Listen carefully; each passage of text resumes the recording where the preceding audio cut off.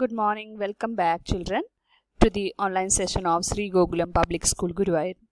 Children, we were dealing with the chapter Marketing Management, and we had covered marketing mix, in which we have studied that there are 4 P's involved in marketing mix, and they were product, price, physical distribution, and promotion. In our previous class, we have discussed about product and price, one of the marketing mix. Now we are going to discuss about the physical distribution. Physical distribution, it is concerned with making the goods and services available at the right place, in right quantity, and at the right time, so that consumers can purchase the same.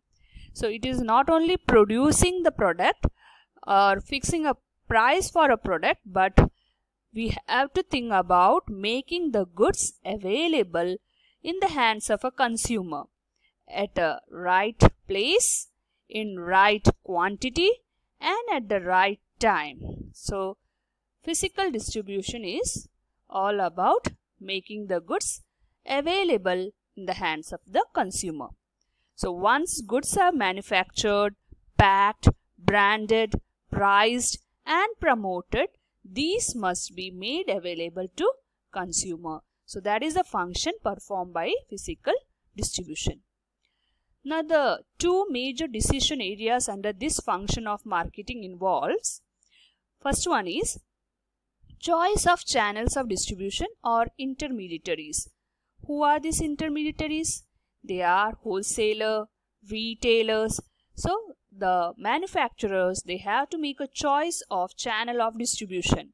So they will be making or helping the manufacturer to connect the consumers. So they will be acting as a link between the manufacturers and the consumers.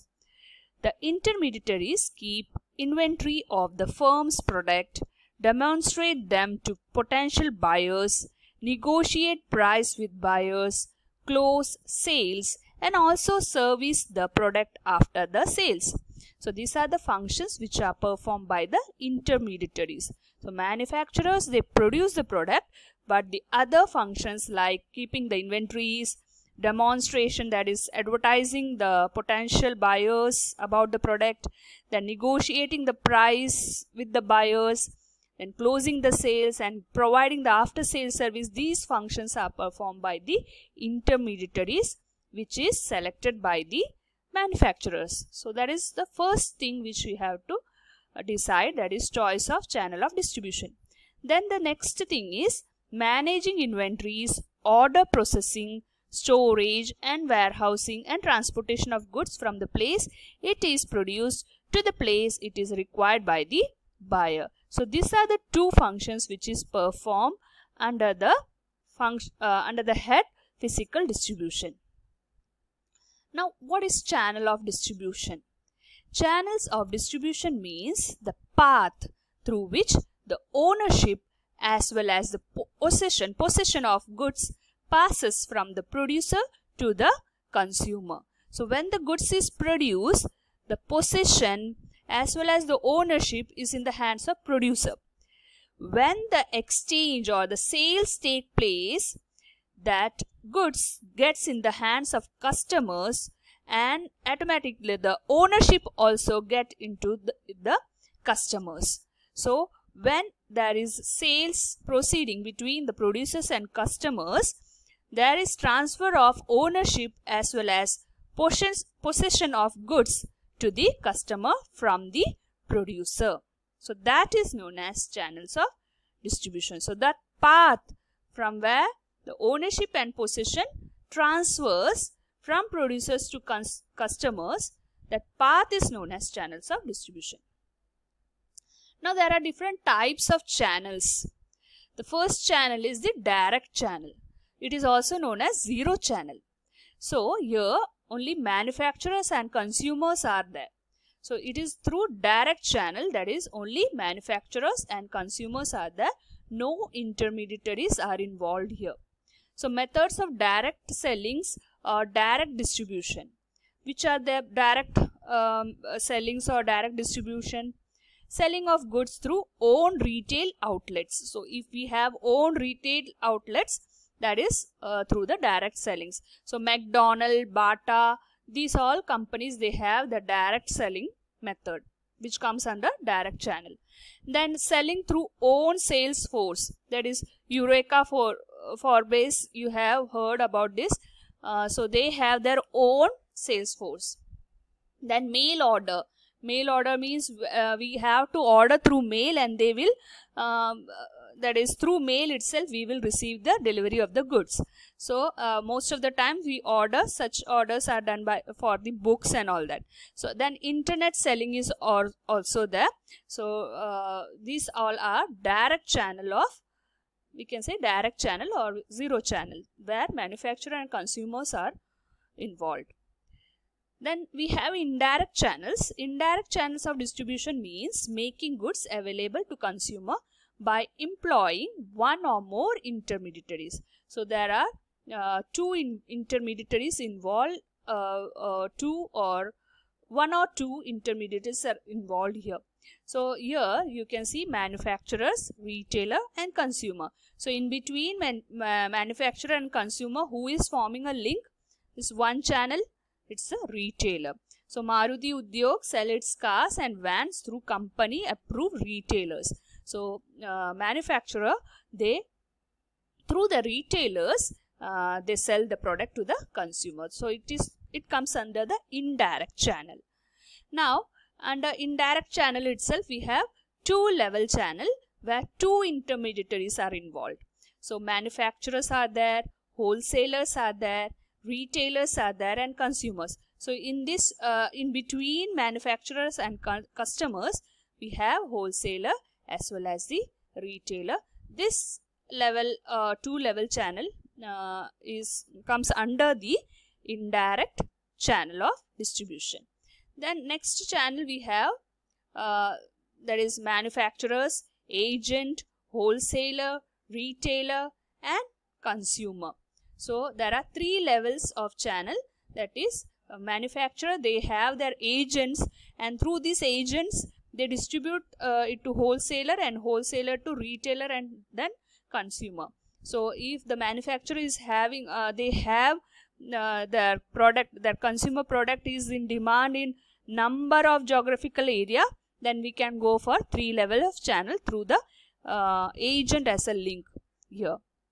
So you can see here that from manufacturer the goods are that is the link is to agent, and then wholesaler, and then retailer and consumers. So these are the three levels of distribution. Now let us see what are the components of physical distribution. So the first component of physical distribution is order processing. A good physical distribution system should provide for an accurate and speedy processing of orders. So whenever an order received, there should be an accurate and speedy proceeding towards that order. And if in the absence of which, goods would reach the customer late or in wrong quantity or specification, this would result in customer dissatisfaction with the danger of loss of business and goodwill. So you have to be very careful while dispatching the order, processing the order, as if it went wrong, you will lose a customer and it will hinder your goodwill or will danger the loss of business also. So you have to make your customers satisfied by processing the order on correct time and in accurate way. The second thing is transportation. It is the means of carrying goods and raw materials from the point of production to the point of sale. So you know what is transportation and what is the function performed by transportation. So it is carrying of goods and raw material from the point of production and to the point of production to the point of sales. It is important because unless the goods are physically made available, the sale cannot be completed. So the place of production is in factory, and from that factory the finished good is produced. That finished goods you have to make it available in the market So with the help of transportation only this can be done. So that is one components of physical distribution. Now the third components of physical distribution is warehousing. It refers to the act of storing and assorting product in order to create time utility. So through warehousing you are creating time utility, and through transportation you are creating place utility. Okay, so till your orders come for the goods, that good is stored, that product is stored in your warehouse. Okay, storage. The need for warehousing arises because there may be difference between the time and product is produced and the time it is required for consumption. So the time of production and time of consumption is maybe different for different product. So that product have to be stored till the time of its consumption. So that function is performed by warehousing. Now next is inventory control. It includes maintaining stock of goods to be sold at optimum level. See, we don't have to go for overproduction and underproduction. If we go for overproduction, the goods will be that is, it will be get in stock, and till its usage it will be get stored unnecessary. And if we are going for underproduction, what will happen? The demand will be there and you don't have much stock to be dispatched, and that will create unsatisfaction among the customers because you don't have enough stock with you. So both is not good. So there should be a balance, and or optimum level should be there for your stock. So inventory control is to be done by every company. It ensures that customers' requirements are fulfilled at the right time and cost of storing inventory is optimum. The storage or keeping an inventory have to be, it is a great cost for every company. So that have to be done in a proper way so that inventory, there will be the cost of storing can be optimum way. So short inventory leads to non-fulfillment of customer requirement. As I told you, if under or short inventory is there, the customer requirement will not be fulfilled, and that will lead to dissatisfaction among the customers. So excess inventory lead to increased cost of inventories. So unnecessary storage of goods sometimes may lead to excess of expenses, because you have to pay for warehousing and other expenses you have to pay. Sometimes that product you have to store in cold fridge or cooling system should be there in storage. So it will be an extra cost for you if you are going for excess inventories. So there should be a balance of inventory which can be done through inventory control, which is one of the function, or we can say it's one of the components of physical distribution. So children, we have come to a conclusion of this topic. Today we saw that physical distribution, which is one of the marketing mix, and which is also known as place. And we saw what is the concept behind physical distribution.